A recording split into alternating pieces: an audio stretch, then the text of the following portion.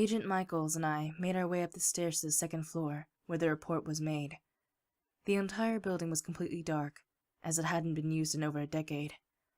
When Secret HQ was established, the majority of the city's taxes were diverted towards secret interests, hence less to the public funding. As a result, Madison Square Garden was soon abandoned, as funds to maintain it were cut. Still, there were some private donors who were generous enough to leave a small tip in order to keep the building well maintained enough that it wouldn't collapse. I couldn't imagine what it must have been like to fit at least 20,000 people inside its immense dome all at once. The intensity of when the crowd was cheering on their teams. The simple fact that it was a world without phantoms. I shoved the thought to the back of my mind and focused on my task. When my partner and I arrived at the sighting's approximate location, we were greeted by the janitor's cleaning supplies that were splattered all over the floor. Whatever the guy saw, it must have really scared the shit out of him. We stopped in front of the mess and silently inspected it before us. The sound of a small crash brought my attention to the double doors that led into the stadium. Agent Michaels looked up as well, and then at me as he contemplated on what to do. I gestured my head toward the area of the noise, and he nodded in agreement. We aimed our guns forward and walked as silently as possible toward the source. We stopped just in front of the double doors and positioned ourselves on either side. I quickly made sure that my ammo was full, and then signaled Michaels. Expertly, he pushed the door open. The object gave an audible moan.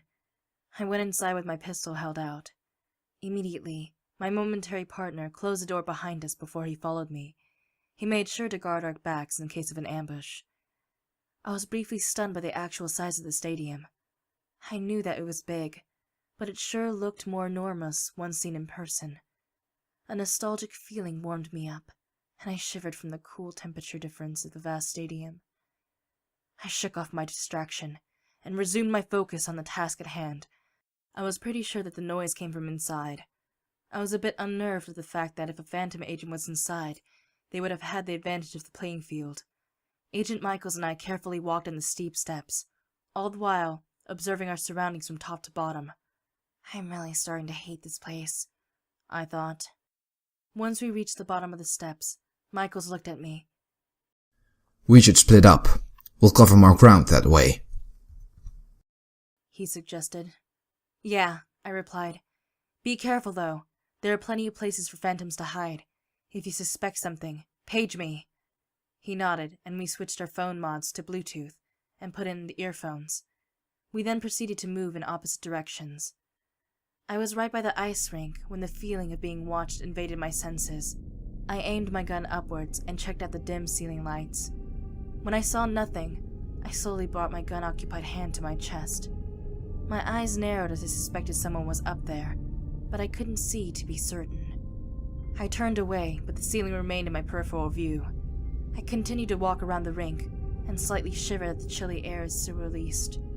When I reached the other side, from where I started, another crash-like noise interrupted the once still silence. Rapidly, I turned towards the source of the disturbance and saw that the double doors were slightly open. I narrowed my eyes and aimed the gun forward as I tactfully made my way to the doors. Once there, I pushed them just wide enough for me to fit through and went on with my investigation. I found myself walking down a dimly lit hallway, fully aware that I could have been walking to a trap. Halfway down the hall, I felt my phone vibrate and activated the earphone. What is it? I asked. I believe there's some suspicious activities going on down in the boiler room. I'll contact you when I know more, Agent Michaels reported. All right, keep me posted, I said, and hung up. A blur of movement caught the corner of my eye. I turned around, only to see nothing. I focused on my surroundings and slowly walked in the direction of the movement. My senses seemed to have heightened as I was able to experience the environment on a more superior level. Good old-fashioned adrenaline, I mused. I briefly pondered about how the name Phantom actually described the agents rather accurately.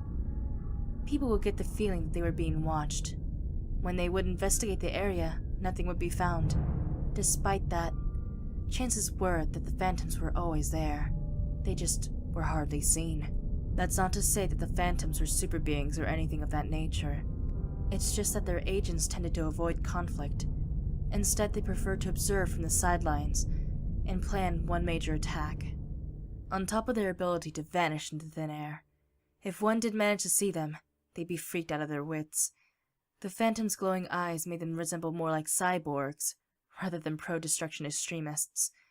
The hairs on the back of one's head would surely stand on end, just by staring into those lifeless eyes.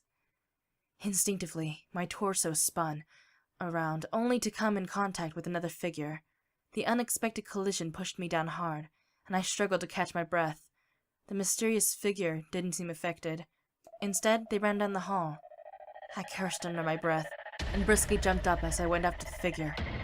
Whoever it was led me back to the building's parking lot. As they rushed out the door, I gathered speed, and bolted through, and then jumped down the 5-meter-high staircase. I landed smoothly on the ground, but when I looked around, there was no one. Frustrated, I swore yet again at my bad luck, as I restlessly paced around. A minute later, I felt my phone vibrate, and once again I activated my earphone. Yes? I answered impatiently. There's definitely something weird going on in here. I could have sworn I heard footsteps leading away from a storage closet. When I went by it, I heard something like a rapid ticker. There was a slight pause, followed by an audible gasp. Oh my god. He trailed off. My eyes widened in realization as I knew what it was.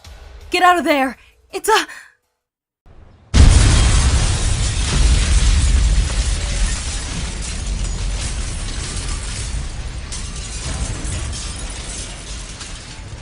I didn't get time to finish, as a strong rumbling erupted. The entire parking lot and the surrounding buildings shook. Madison Square Garden itself flamed up. The numerous windows shattered, and I had to run to escape their sharp fall. Another explosion caught me off guard, and I was thrown backwards. My back collided painfully against the good of a random car. My body slid down to the concrete pavement. My vision was dizzy and blurry. My mind scrambled all over the place as I thought the mission was a trap. I weakly cursed under my breath, just before everything went dark.